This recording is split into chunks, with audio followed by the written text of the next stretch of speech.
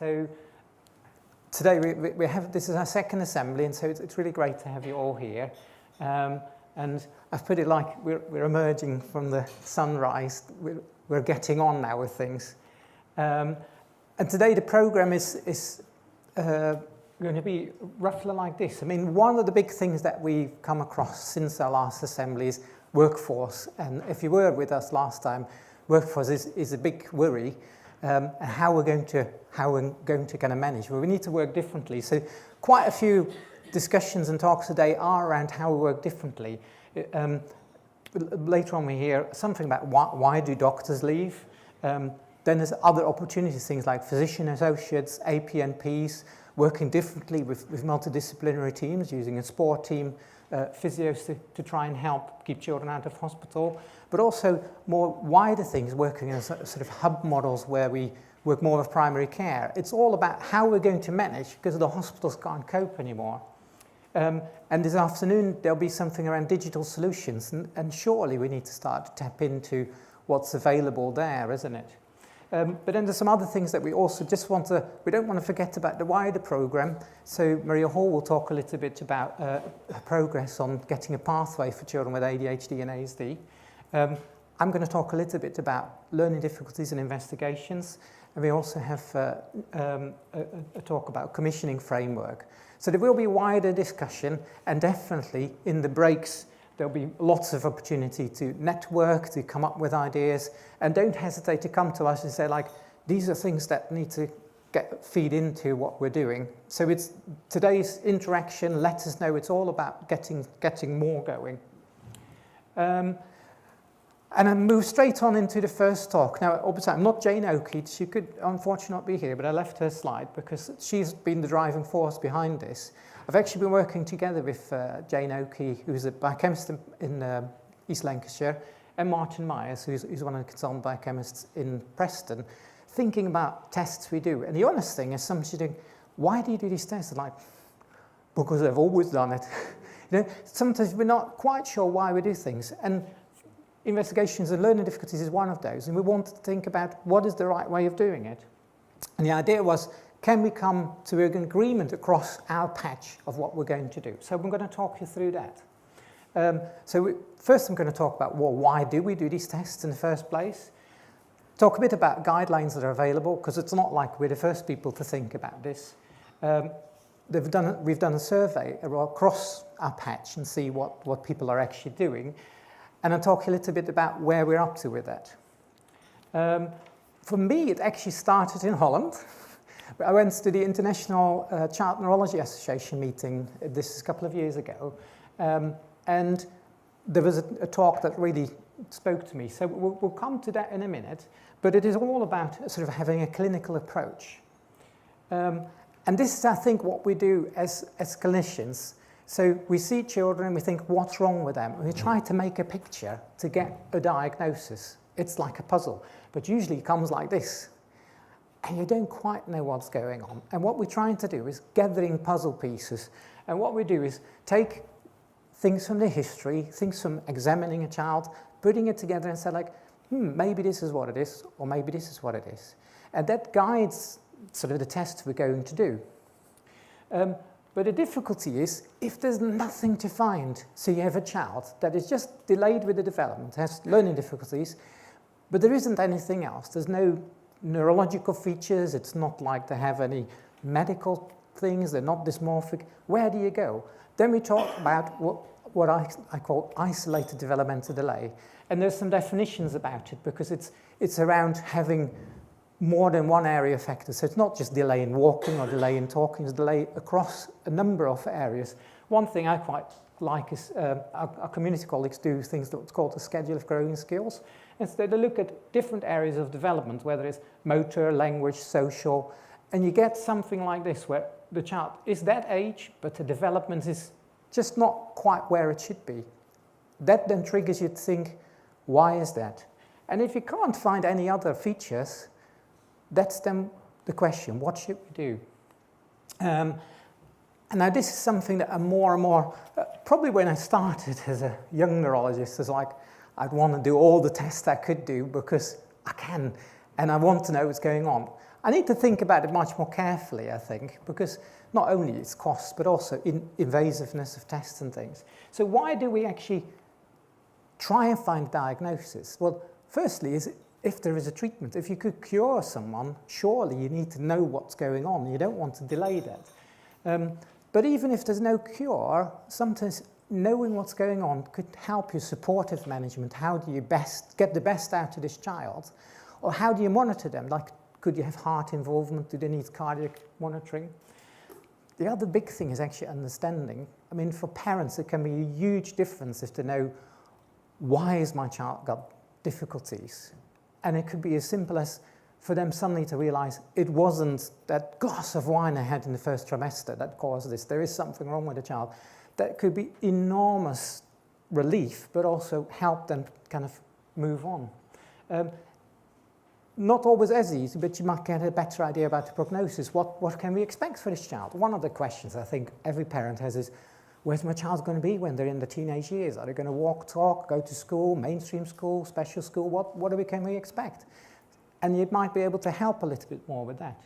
And then there's issues around family, because if it's a genetic condition, if families planning to have more children, they have to think about, could this child be affected as well? And we need to help them make those decisions.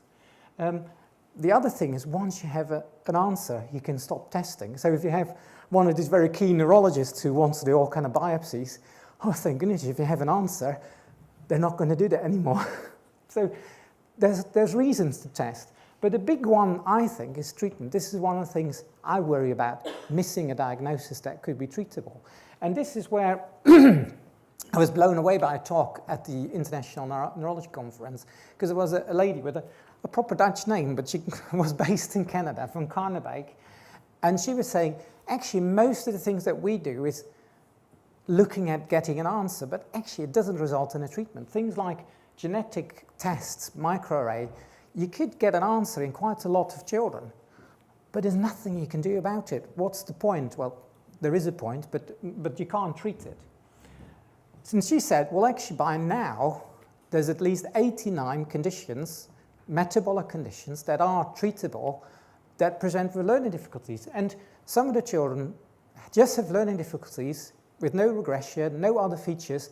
It could be metabolic. Those are the ones we don't want to miss. And they came up with quite a list of tests that we wouldn't necessarily do. And I'm thinking, are we doing something wrong? Now, it was really helpful because we had, at our meeting, which we'll talk about in a minute, we had Alex Broomfield, one of the metabolic consultants, and he actually put a big kind of marker with this, and he said, well, actually, many of those conditions do have other clinical features, and you might pick them up other ways, so they're not really isolated developmental delay. And also, he did actually question some of the treatable part of it. Sometimes it's vitamins that we think might make children a bit better, but actually it doesn't make a huge difference. So there is a bit of a quotation marks around this paper, I think, but it still made me think, what are we going to do?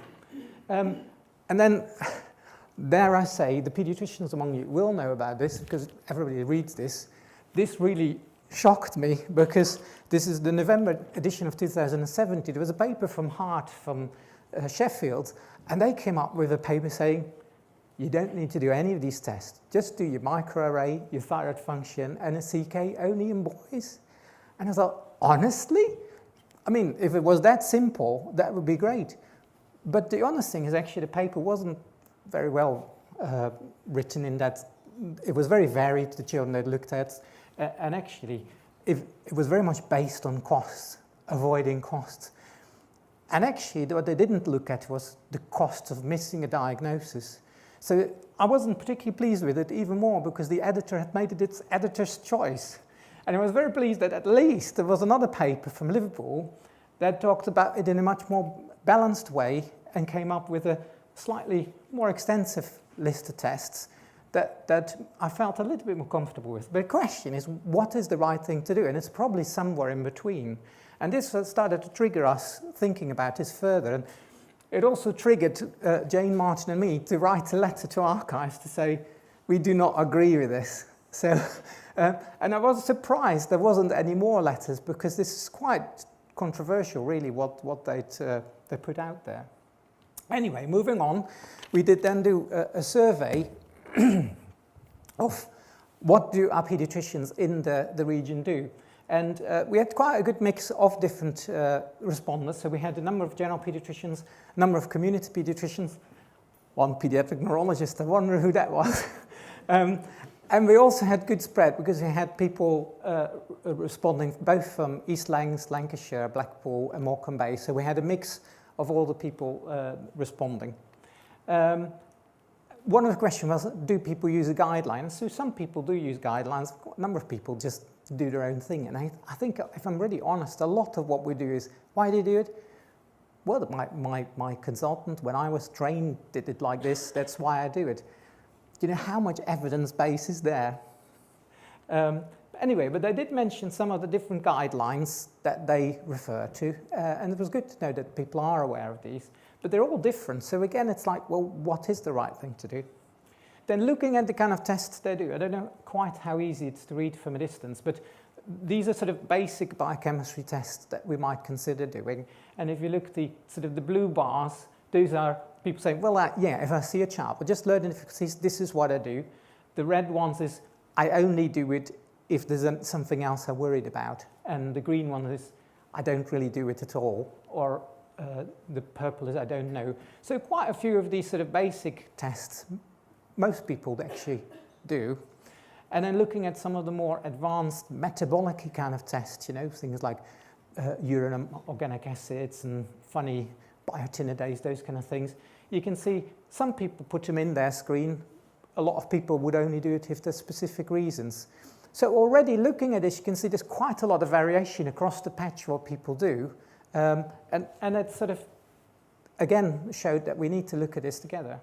So, and then I thought I put this in. There were a number of separate comments, and I thought this is the comment that we wanted to see. What a great idea to produce a guideline, and hopefully everybody will feel like that.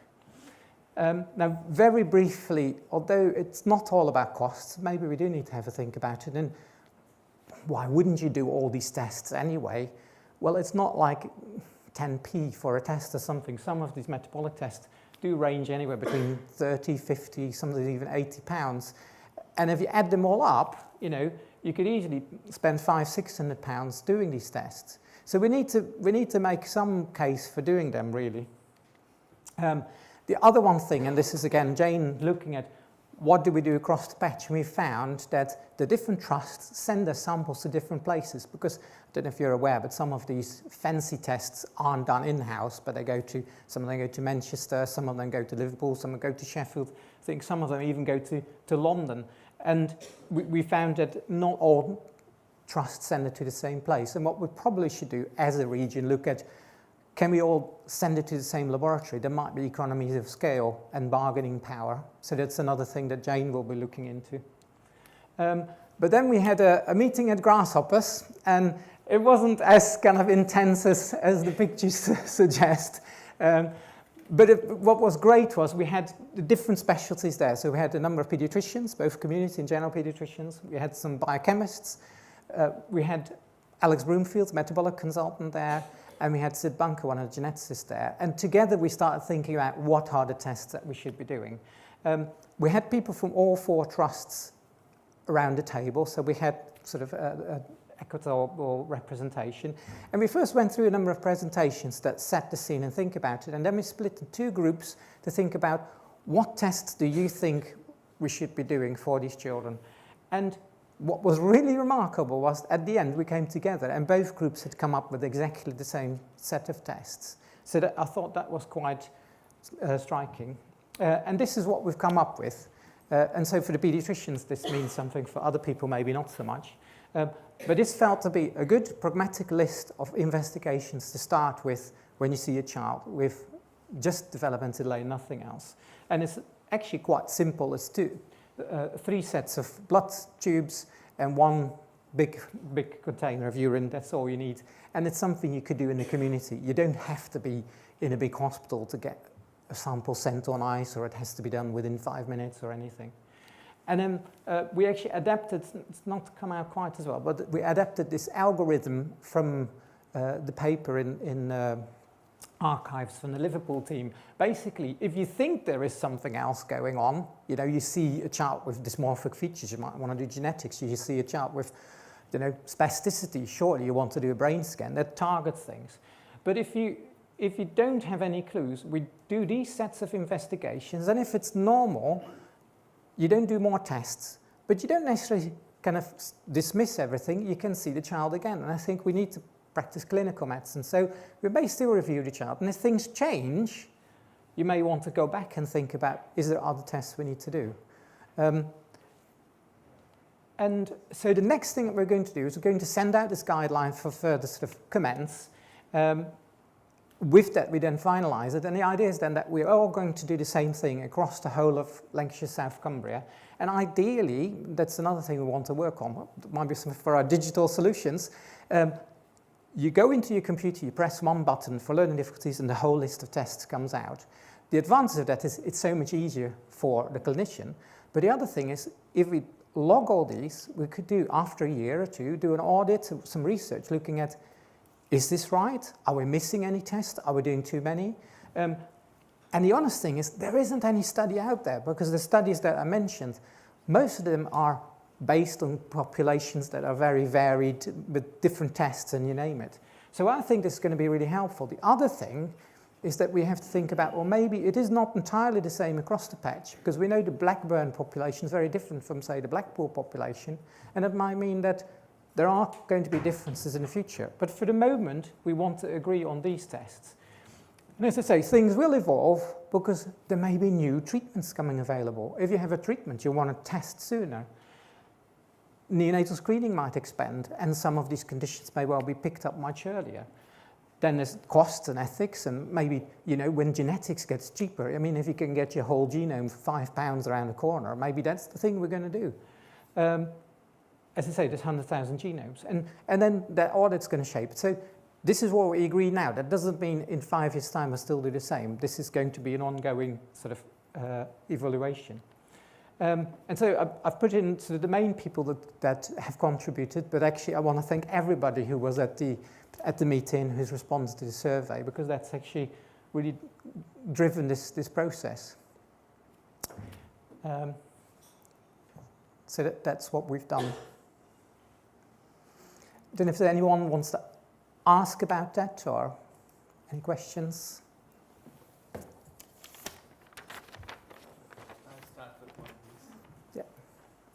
Hi, thank you. Hello. I'm Ash, one of the community pediatricians working in Kendal and Barrow area. Obviously, this is my first one, which I've been involved with. But I know with the landscape changing, we might be joining the Cumbria Trust soon, or we still might stay as CPFT. But the area where I work closely with the Lancaster team, so hence the interest. And I think you're right in standardizing, but again, there was question about CK being done in all patients, and previously it has been discouraged because you would get slightly abnormal, not needing to know what to do with slightly abnormal CK, but not enough to do any further investigations or symptoms. And also the urine, in my personal practice, have not been doing oligo and mucopolysaccharides as standard. Is that again something, and there has been questions raised about urine organic and amino acids being a standardized practice in all patients as well. So mainly those were the key things I wanted to just clarify about CK and urinary investigations. I don't want to go into too much detail because I know there's not a very medical audience today. With regards to the CK, I think, yes, you sometimes get slightly raised CKs, and I think some of that maybe we can dismiss it. And partly that's where there's the neurologist then for to say, do we need to consider muscle conditions in these patients? I do think it's important in girls because we've seen quite a number of Duchenne carriers that can be affected. With regards to the urine, I know there's a lot of debate, and I know in Bolton they've said, we're not going to do urines. We didn't think it's worth it. I don't think we really know. Yes, we're looking at very rare conditions, and that makes it attractive to say, like, well, let's forget about it. But there are important conditions, and we as a group felt that it was important we include them, and that was including our biochemists as well. I think these things will be up for debate over the future, but I feel it's important that we get a start to make standardization, and I'm pleased that you'll be coming on board because that's important that we work all together. Thanks. Yeah, thank you. Hi. I think it's a really good example of how coming together across the system has lots of benefits, and great that you've got a list of tests and looking at the guidelines, and you mentioned that things will evolve even further. You also mentioned that you didn't need the facilities of large hospitals to undertake the test, so I wondered if in the future you thought there would be any role for primary care. I think the one thing is that these children with developmental delay do need a good clinical assessment, and I'm not sure that a GP would be best placed. I think we do need a paediatrician to see the children. The tests could be done in primary care, yes, but I think the assessment does need the paediatrician.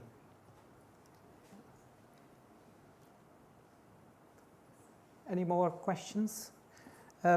I just wanted to give this as one example where if we work together, we can actually really take things forward, and actually we can learn from it as well. And the one thing I think that we underestimate ourselves is that actually we have a large population. Actually, if we think wider, like the Northwest, often it's like everything happens in London. Actually, within the Northwest, if we would join with some of the things we do with Manchester and Liverpool and the whole SCN area, we have a population that is as big as London. And I think we need to think bigger. So I'm actually very pleased that we're taking this forward. Right, we're moving on then to the next talk, which I'm very pleased to say, Vanessa. So she's going to talk about what future services can look like.